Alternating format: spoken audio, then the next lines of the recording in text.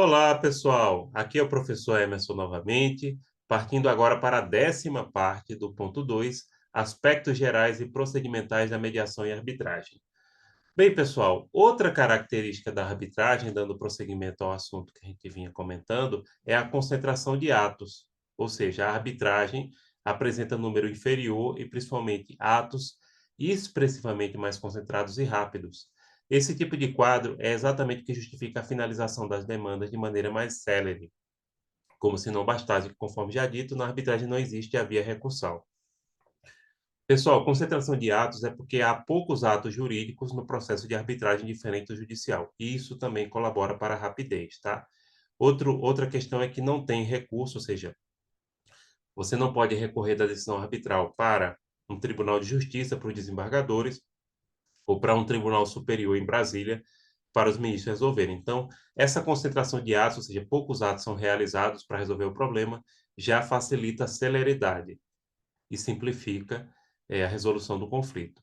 Irrecorribilidade pode-se afirmar com toda segurança que o laudo arbitral vale exatamente da mesma maneira que uma sentença judicial transitada e julgada, ou seja, que não cabe recurso. Então, gente, não cabe recurso da sentença arbitral, não vai para desembargador, não vai para ministro, nem nada. O que o árbitro decidiu ali, morreu Maria Preá. Notem que isso pode ser, aparentar ser um problema, mas também evita que as partes fiquem anos e anos discutindo na justiça o problema, tá? Então, por isso que tem que se ter o cuidado de escolher um árbitro que seja uma pessoa de confiança e que tenha muito conhecimento em relação àquele problema.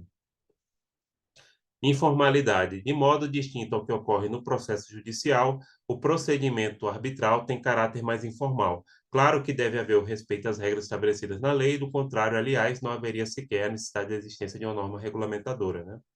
Entretanto, o procedimento arbitral é, de fato, mais informal e as partes podem atuar com maior maleabilidade, inclusive na escolha dos atos que serão utilizados para resolver o conflito. A arbitragem é muito mais informal que o procedimento judicial, que é exigido uma porção de burocracias, a formalidade até na forma das partes se vestirem perante o tribunal, acho que você já ouviu falar vários casos, né, de juízes que se negaram a fazer audiência porque achou que a parte, o advogado, não estava vestido de acordo com o que eles entendem como cabível para uma audiência. Então, existe uma informalidade na prática dos atos, na questão das reuniões, né? Diferente do que há no Poder Judiciário. Direito indisponível. Direito indisponível é um direito irrenunciável e inalienável, perdão, ocorre quando seu titular dele não pode dispor ou se desfazer por vontade própria, pois que existe uma ingerência estatal que o impede. Já o bem é indisponível porque ele é inalienável ou porque a lei capitaneada pelo Estado novamente determina que esse seja o regime. Em regra, a arbitragem atua com direito disponível, ou seja, direito que é patrimonial e que as partes podem dispor. Se o direito é indisponível, a princípio a competência é para o Poder Judiciário. Porém, na mediação, pode-se trabalhar com algumas modalidades de direito disponível, como, por exemplo, questões de família, no qual se tem guarda de criança, que aí as partes podem negociar para chegar a um acordo e até incentivado isso, entendeu? Mas a arbitragem, ela é principalmente indicada em questões patrimoniais, que aí há um direito disponível, não é indisponível. Indisponível, geralmente é como a gente falou, tem o interesse de imposto suficiente. Tem exceções aí em relação à questão do consumidor, né? Que o consumidor é hipossuficiente, mas aí ele pode ficar sujeito à arbitragem ou à mediação. Mas, em regra, é o que eu estou falando para vocês. A arbitragem trabalha com direito disponível, principalmente na área comercial e empresarial. Classificação da arbitragem. A gente tem a arbitragem facultativa, a arbitragem obrigatória, a arbitragem formal, a arbitragem informal, a arbitragem de direito, a arbitragem de equidade, a arbitragem interna ou nacional e a arbitragem internacional. Falar um pouquinho de cada uma delas, né? A arbitragem ad hoc e a arbitragem institucional.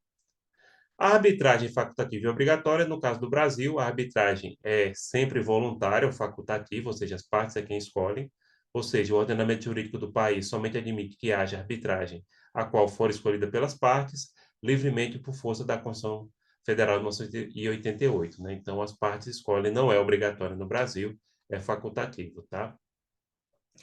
A arbitragem formal ritual é aquela prevista em lei, no caso do Brasil, se aplica tanto à lei marco-marcial quanto a alguns tratados que a gente vai falar, principalmente na segunda unidade, tá?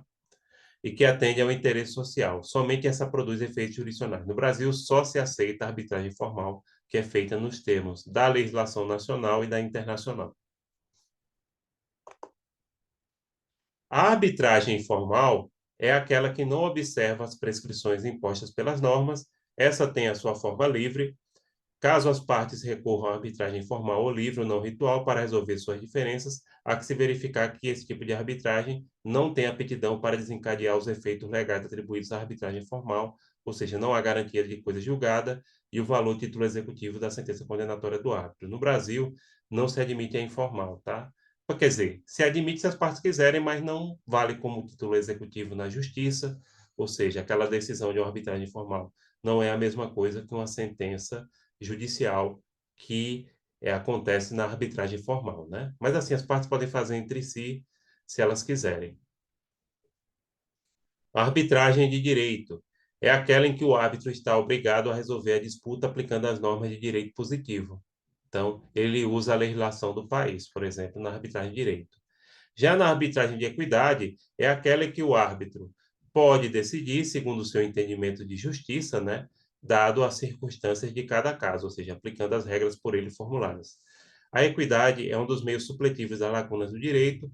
Verifica-se que o árbitro utilizará a lógica do razoável para decidir com equidade. Equidade é um critério geral de justiça. Nesse tipo de arbitragem, o árbitro ele vai usar critérios gerais de justiça, tentando equilibrar a relação entre as partes, sem buscar fundamentação em normas jurídicas.